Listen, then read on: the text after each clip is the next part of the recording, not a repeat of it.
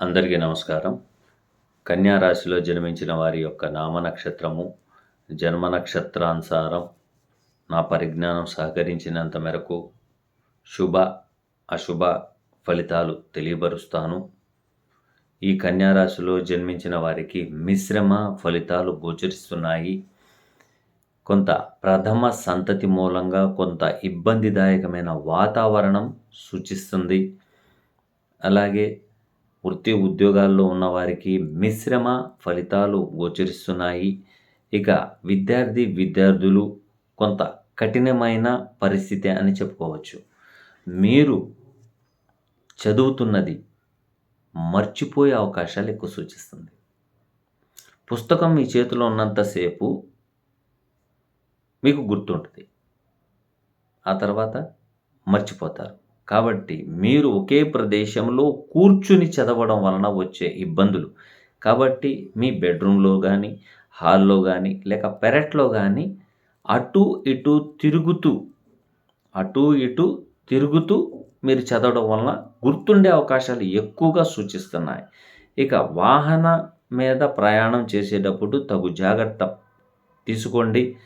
అలాగే స్థలం మూలకంగా కానీ, వాహనం మూలకంగా కానీ కొంత ఇబ్బందిదాయకమైన వాతావరణం సూచిస్తుంది. ఇక వినోదాల్లో పాల్గొనడానికి కొంత దూర ప్రయాణాలు చేసే అవకాశాలు ఎక్కువగా సూచిస్తున్నాయి. ఇక వ్యాపారస్తులకు మిశ్రమ ఫలితాలు గోచరిస్తున్నాయి. రియల్ ఎస్టేట్ రంగంలో ఉన్నవారికి అద్భుతమైన ఫలితాలు గోచరిస్తున్నాయి. ఇక ఈ రియల్ ఎస్టేట్లో ఉన్నవారికి పాత ఇళ్ళు, సెకండ్ రిజిస్ట్రేషన్ కోసం ప్రయత్నం చేసేవాళ్ళు, అమ్మకాలు చేసే వాళ్ళకు కూడాను మంచి ఫలితాలు గోచరిస్తున్నాయి. మరిన్ని శుభ ఫలితాల కోసం నిత్యం నాగసింధూరం ధరించండి.